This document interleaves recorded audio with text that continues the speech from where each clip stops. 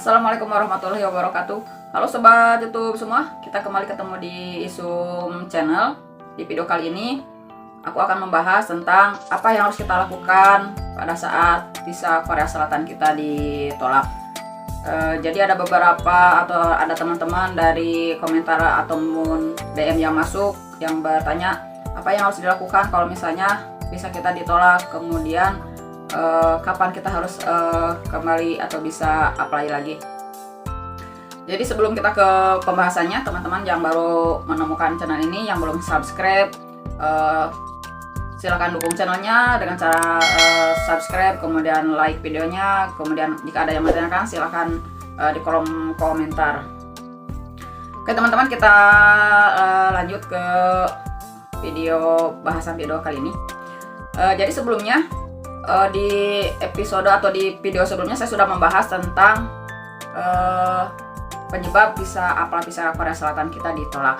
Nah sebelumnya teman-teman, yang saya bahas untuk kali ini atau yang saya bahas di video persyaratan kenapa visanya ditolak itu adalah visa turis ya. Visa turis, jadi bukan visa kerja. Sekali lagi teman-teman, saya membahas tentang visa wisata atau visa liburan. Ke pembahasannya, ada satu pertanyaan dari komentar atau dari DM yang masuk gitu. Pertanyaannya seperti ini, cukup menggelitik emang, tapi emang harus disampaikan juga biar bisa menjadi bahan referensi buat teman-teman pada saat nanti akan apply visa. Pertanyaan itu seperti ini, buat apa sih Bu kita harus melampirkan itinerary sementara kan kita juga belum tahu kalau misalnya visa kita itu di approve atau di reject. Lah kok pertanyaannya seperti itu? Kalau misalnya kita mau apply visa atau misalnya visa kita mau di approve, mau diterima, yang pertama kali harus kita lakukan adalah melengkapi apa yang menjadi persyaratannya. Salah satu syaratnya itu adalah, yang paling nomor satu adalah dokumen harus lengkap. Nah, dokumen yang diminta itu salah satunya itinerary. Kalau itinerary, secara logika di itinerary itu akan dijelaskan tentang agenda yang akan kita lakukan di negara Korea Selatan. Jadi sebagai bahan bukti yang menjadi referensi, rekomendasi atau masukan bagi para officer atau para reviewer kalau tujuan kita ke sana itu sudah jelas dan tercantum di itinerary atau jadwal kegiatan yang akan kita lakukan. Secara logikanya seperti itu.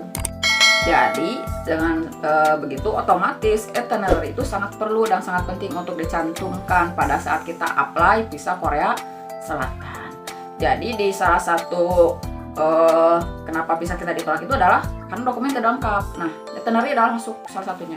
Dokumen yang selanjutnya juga bisa rekening koran, kemudian juga rekening korannya juga kan harus jelas seperti apa detailnya, kemudian surat referensi yang menyatakan bahwa kita adalah nasabah dari bank tersebut kan juga jelas. Baik teman-teman, disimak agar apa yang saya sampaikan bisa menjadi bahan masukan juga, kemudian juga bisa dimengerti dengan jelas, kemudian juga mudah-mudahan apa yang akan kita laksanakan atau program kita untuk ke Korea Selatan, liburan kita untuk ke Korea Selatan bisa berjalan dengan lancar. Jadi begini, Bu, apa sih yang harus saya lakukan? Kapan saya harus apply lagi? Karena visa saya ditolak. Kemarin ada yang masuk, Bu, visa saya ditolak ternyata. Alasan ditolaknya apa? Kemudian alasan ditolaknya Bu karena foto kurang jelas. Foto kurang jelas saja apply visanya di reject atau ditolak, apalagi kalau dokumen tidak jelas atau dokumen tidak meyakinkan. Nah, jadi yang pertama kali harus kita lakukan, yang harus kita lakukan pada saat visa kita ditolak, visa Korea Selatan kita ditolak adalah kita lihat, kita baca, kemudian dimengerti dan dievaluasi. Yang pertama itu penyebab kenapa visanya ditolak. Nah, kalau misalnya penyebab visanya ditolak itu foto kurang jelas, nah alangkah baiknya misalnya pada saat kita dipoto, kita tahu syarat untuk foto itu apa yang harus benar-benar valid. Kalau misalnya itu adalah menyatakan bahwa foto kita ukuran dari mulai ukuran foto kan jelas untuk apply visa itu sudah jelas tercantum ukurannya, tidak bisa ukurannya seenaknya. Kemudian ukuran wajah yang tampak harus seperti apa, berapa persen penampakan dari wajah kita yang harus ada di foto tersebut. Itu. Kemudian juga posisi alis itu harus terlihat. Itu adalah salah satu syarat atau syarat-syarat yang ada di foto. Itu baru foto saja, apalagi yang lainnya. Jadi benar-benar kita harus detail, kita harus teliti, dan kita harus simak benar-benar yang menjadi syarat yang tercantum di apply visa. Persyaratannya itu seperti itu. Foto kurang jelas. Nah, maksudnya foto kurang jelas kan kita harus mengerti, karena foto yang dipersyaratkan untuk apply visa itu sudah jelas. Tampak muka harus 80%. Kemudian juga alis harus terlihat. Kemudian juga ukuran fotonya itu harus juga jelas, karena punya ukuran sendiri. Karena di awal sudah saya jelaskan ukurannya seperti ini. Nah, jadi buat teman-teman yang masih kurang jelas untuk yang menyebabkan apply visa kita ditolak, bisa dilihat di video saya sebelumnya. Itu yang pertama. Jadi kita evaluasi, kita mengerti, dan kita perbaiki kekurangan dari apa yang menyebabkan apply visa kita ditolak. Oke, yang kedua yang sering menjadi pertanyaan pada saat visa kita ditolak, waktu kapan kita harus bisa, atau kapan saya bisa lagi apply ulang. Nah, jadi untuk apply ulang yang pertama itu waktunya diperhatikan kapan pertama kali kita itu di reject atau masuk email pemberitahuan visa kita di reject. Nah, dari sana kita hitung kurang lebih selama 30 hari kerja. 30 hari kerja sampai ada data pembaruan di Korean Visa Application Center-nya atau di kedutaannya. Karena kalau kita misalnya buru-buru, karena misalnya sudah dikejar target atau deadline untuk pergi ke Korea Selatan karena berbagai urusan. Tapi kan di sini kita bahas untuk wisata ya. Yang pertama itu jangan buru-buru untuk apply kembali. Jadi diperhatikan minimal 30 hari kerja kita bisa apply lagi. Kenapa harus 30 hari kerja? Karena berdasarkan pengalaman, kemudian juga kita berbagi atau sharing dengan teman-teman yang biasa mengurus visa. Kalau setelah melewati minimal 30 hari itu, di webnya, di web KPAC-nya atau di data aplikasinya itu baru ada pembaruan data. Jadi kalau kita misalnya buru-buru untuk apply kembali, maka data yang tersimpan masih data yang di reject.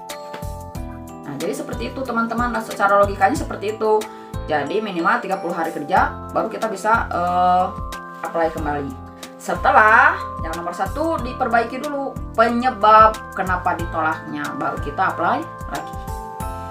Nah, itu sebenarnya yang menjadi jawaban dari pertanyaan teman-teman, apa yang saya lakukan jika visa saya ditolak sementara saya harus berangkat 2 bulan lagi dari sini atau 3 bulan lagi dari sini. Makanya yang pertama kali harus kita perbaiki atau yang pertama kali harus kita persiapkan adalah masalah waktu apply. Jangan sampai waktu apply kita itu mepet-mepet ke waktu kita akan berangkat. Kenapa harus seperti itu? Karena tidak ada atau tidak menutup kemungkinan kalau visa kita itu ditolak. Nah, untuk antisipasi itu makanya kita harus benar-benar menghitung waktu kapan kita apply visanya. Bagaimana kemungkinannya kalau ditolak? Bagaimana untuk reapply-nya?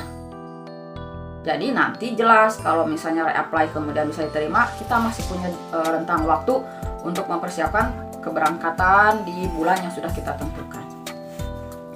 Mungkin itu teman-teman untuk di video kali ini tentang pertanyaan dari teman-teman, bagaimana kalau visa kita atau visa Korea Selatan kita ditolak ya. Jadi penjelasannya seperti itu. Yang nomor 1-nya adalah dievaluasi lagi, diperbaiki dokumennya dari pemberitahuan kenapa visanya ditolak. Yang kedua adalah jangan buru-buru kembali untuk melakukan apply ulang karena belum ada pembaruan data atau belum ada data yang baru karena data kita masih yang di reject. Nah, jadi seperti itu. Mudah-mudahan apa yang saya sampaikan di video kali ini bisa berguna dan bermanfaat, bisa menjadi masukan buat teman-teman yang akan apply visa Korea Selatan untuk melakukan liburan. Kemudian juga bisa menjadi rekomendasi, semoga apply visanya itu sukses dan di-approve. Terima kasih teman-teman, jangan lupa untuk selalu dukung channelnya, untuk like, subscribe, kemudian komen. Untuk yang ada pertanyaan silahkan Anda komen di kolom komentarnya. Dan terakhir jangan lupa untuk share jika video ini berguna dan bermanfaat. Terima kasih. Assalamualaikum warahmatullahi wabarakatuh.